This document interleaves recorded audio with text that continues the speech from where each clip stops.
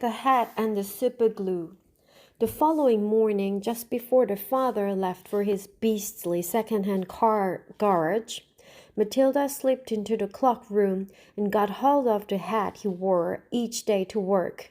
She had to stand on her toes and reach up as high as she could with a walking stick in order to hook the hat off the peg. And even then she only just made it. The hat itself was one of those flat-topped pork pie jobs, with a jay's feather stuck in the headband, and Mr. Wormwood was very proud of it.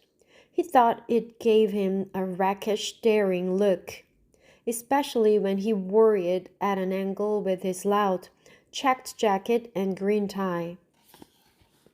Matilda, holding the hat in one hand and a thin tube of superglue in the other, proceeded to squeeze a line of glue very neatly all round the inside rim of the hat.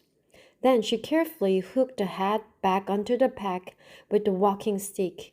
She timed this operation very carefully, applying the glue just as her father was getting up from the breakfast table. Mr. Wormwood didn't notice anything when he put the hat on, but when he arrived at the garage, he couldn't get it off. Superglue is very powerful stuff, so powerful it'll take your skin off if you pull too hard. Mr. Wormwood didn't want to be scalped, so he had to keep the hat on his head the whole day long, even when putting sawdust in gearboxes and fiddling the mileages of cars with his electric drill. In an effort to save face, he adopted a casual attitude, hoping that his staff would think that he actually meant to keep his hat on all day long just for the heck of it, like gangsters do in the films. When he got home that evening, he still couldn't get the hat off. "Don't be silly," his wife said. "Come here, I'll take it off for you." She gave the hat a sharp yank. Mr. Wormwood let out a yell that rattled the window panes. "Ow!" he screamed. "Don't do that. Let go. You'll take half the skin off my forehead." Matilda, nestling in her usual chair, was watching this performance over the rim of her book with some interest. "What's the matter, Daddy?" she said. "Has your hat suddenly swollen or something?"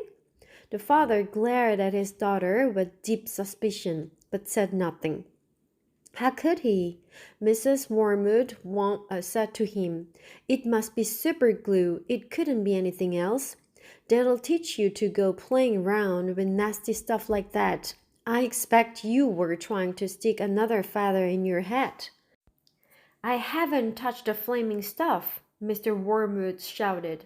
He turned and looked again at Matilda, who looked back at him with large, innocent brown eyes. Mrs. Wormwood said to him, "You should read the label on the tube before you start messing with dangerous products. Always follow the instructions on the label." "What in heaven's name are you talking about, you stupid witch?" Mr. Wormwood shouted, clutching the brim of his hat to stop anyone trying to pull it off again. "Do you think I'm so stupid I'd glue this thing to my hat on purpose?" Matilda said, "There's a boy down the road who got some super glue on his finger without knowing it, and then he put his finger to his nose." Mr. Wormwood jumped. "What happened to him?" he spluttered. "The finger got stuck inside his nose," Matilda said, "and he had to go around like that for a week. People kept saying to him, 'Stop picking your nose,' and he couldn't do anything about it. He looked an awful fool." "Serve him right," Mrs. Wormwood said. "He shouldn't have put his finger up there in the first place. It's a nasty habit. If all children had super glue put on their fingers, they'd soon stop doing it." Matilda said, "Grown-ups do it too, Mummy. I saw you doing it yesterday in the kitchen." "That's quite enough from you," Mrs. Wormwood said, turning pink. Mr. Wormwood had to keep his hat on all through supper in front of the television. He looked ridiculous and he stayed very silent. When he went up to bed, he tried again to get the thing off, and so did his wife, but it didn't budge. How am I going to have my shower? He demanded. You'll just have to do without it, won't you? His wife told him, and later on, as she watched her skinny little husband skulking around the bedroom, in his purple striped pajamas, with a pork pie hat on his head, she thought how stupid he looked. Hardly the kind of a man a wife dreams about, she told herself. Mr. Wormwood discovered that the worst thing about having a permanent hat on his head was having to sleep in it. It was impossible to lie comfortably on the pillow. Now do stop fussing around, his wife said to him after he had been tossing and turning for about an hour. I expect it'll be loose by the morning, and then it'll slip off easily. But it wasn't loose by the morning, and it wouldn't slip off. So Mrs. Wormwood took a pair of scissors and cut the thing off his head, bit by bit, first the top and then the brim. Where the inner band had stuck to the hair all round the sides and back, she had to chop the hair off right to the skin so that he finished up with a bold white ring round his head like some sort of a monk. And in the front, where the band had stuck directly to the bare skin, there remained a whole lot of small patches of brown leathery stuff that no amount of washing would cut off.